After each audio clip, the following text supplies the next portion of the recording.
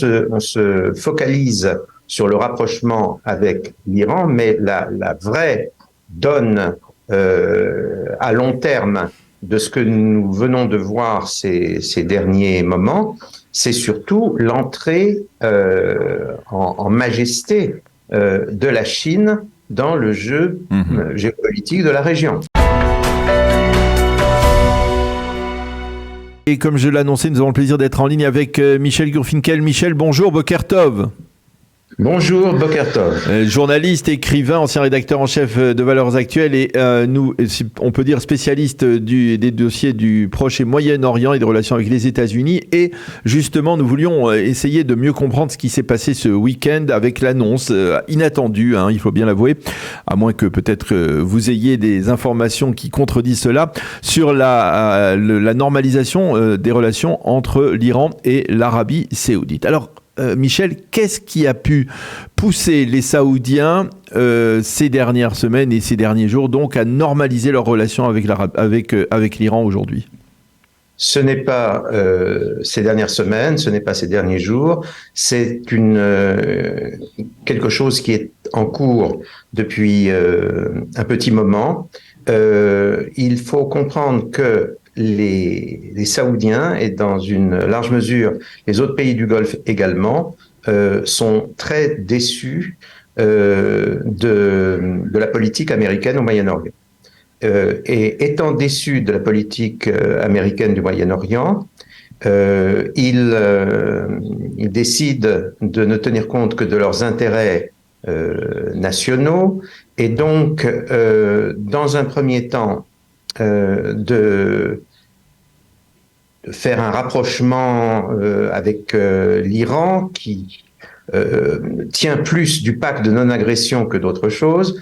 Et surtout, je crois que le plus important, on se focalise sur le rapprochement avec l'Iran, mais la vraie donne à long terme de ce que nous venons de voir ces derniers moments, c'est surtout l'entrée en majesté de la Chine dans le jeu géopolitique de la région. C'est ça. Je crois que beaucoup plus qu'un rapprochement avec l'Iran, c'est le fait de se tourner vers la Chine qui est important dans la nouvelle diplomatie saoudienne et dans une certaine mesure aussi la nouvelle diplomatie des autres pays du Golfe. Tout de même, Michel, jusqu'à présent, l'Arabie Saoudite, et surtout ces dernières années, surtout à l'ombre des accords d'Abraham, on avait vraiment l'impression que l'Arabie Saoudite jouait la carte de l'Occident plutôt que la carte, on va dire,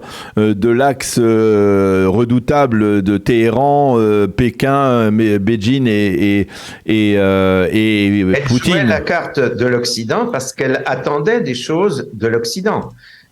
Sous l'administration Trump, tout semblait indiquer que l'Occident, enfin les États-Unis, allaient apporter à l'Arabie Saoudite et aux autres pays, on va dire les autres pays entre guillemets modérés arabes du Moyen-Orient, allaient leur apporter ce qu'ils attendaient, c'est-à-dire non seulement une aide, une coopération, mais une sorte d'intégration complète à égalité, à parité dans le système global des alliances américaines. C'est dans ce cadre-là que s'est opéré le rapprochement avec Israël et que se sont opérés les accords d'Abraham. Aujourd'hui, les pays concernés n'ont tout simplement pas confiance dans les États-Unis. Ils se posent des questions par rapport à Israël. Alors on dit, bien sûr, on parle de Ben-Gvir, de ceci, de cela.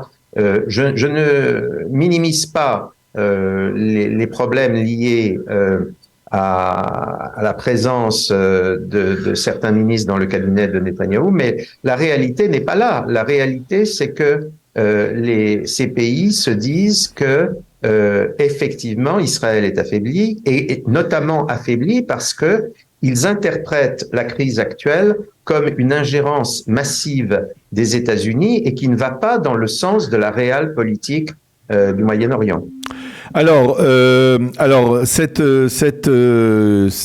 information est peut-être alliée avec celle qui a été publiée hier soir par la chaîne 12 de la télévision israélienne sur une sorte de gel, pour l'instant apparemment officieux, des accords qui ont été signés entre Israël et les Émirats arabes unis, en particulier en matière d'échanges commerciaux dans le domaine sécuritaire ou pas. Vous pensez justement que ce rapprochement entre l'Iran et l'Arabie saoudite peut avoir un impact négatif sur le développement des accords d'Abraham?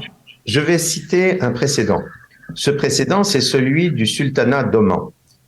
Oman ne faisait pas partie des accords d'Abraham, mais d'un autre côté, Oman, sous son souverain précédent, le sultan Qaboos, était allé très très loin dans les relations informelles avec Israël, et on savait très bien que le sultan, à titre personnel, était absolument convaincu que une alliance avec Israël était la clé de la sécurité à long terme du Moyen-Orient.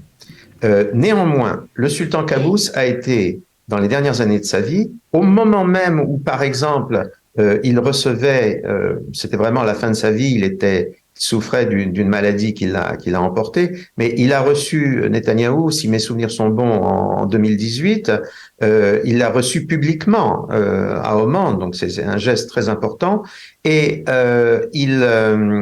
au même moment, le sultan Qaboos avait en fait développé des relations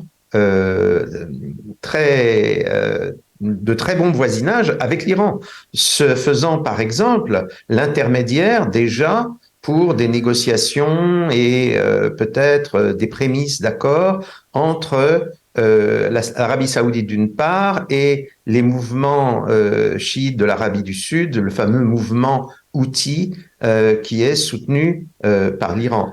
Le successeur du sultan Qaboos, ces dernières semaines, est allé beaucoup plus loin, puisque d'un côté, il a fait ce que jamais son prédécesseur n'aurait fait, il a fait voter par le Parlement omani une loi qui, à nouveau, criminalise les relations ou toute tentative disons, de propagande pour une normalisation entre Oman et Israël. Donc c'est un geste extrêmement hostile à Israël, mais ça ne l'empêche pas de continuer à, en même temps, dire aux Israéliens écoutez, nous attendons des choses de vous. Pour l'instant, par exemple, nous permettons parfaitement à vos avions de survoler notre territoire, les avions civils, bien entendu. Nous vous permettons d'utiliser, en toute sécurité, notre espace aérien. Donc, il y a une attitude, une diplomatie complexe d'Oman qui, dans une certaine mesure, préfigure peut-être le tournant diplomatique et stratégique des pays des accords d'Abraham. Mais il faut bien comprendre que tant que, premièrement, ces pays auront le sentiment qu'en Israël, il se passe des choses graves, qu'il y a une déstabilisation grave d'Israël. Et tant que ces pays, d'un autre côté, n'auront pas le sentiment que l'administration américaine, l'administration Biden, a une politique claire au Moyen-Orient et surtout une politique claire à leur égard, eh bien, ils vont chercher des assurances d'un autre côté. Et le seul pays qui peut leur apporter des assurances, peut-être pas équivalentes à celles qu'ils attendaient des États-Unis, mais quand même des assurances importantes et conséquentes, c'est la Chine. Voilà. Donc, il y a un rapprochement entre les pays du Golfe et la Chine qui s'est concrétisé notamment par des accords économiques importants. Il y a un accord pétrolier extrêmement important qui a été conclu entre l'Arabie saoudite et la Chine il y a très peu de temps. On peut dire que nous sommes dans un trio à la Marivaux, c'est-à-dire que les pays du Golfe, déçus de leur partenaire occidental, sont en train de flirter avec un nouveau partenaire qui est la Chine.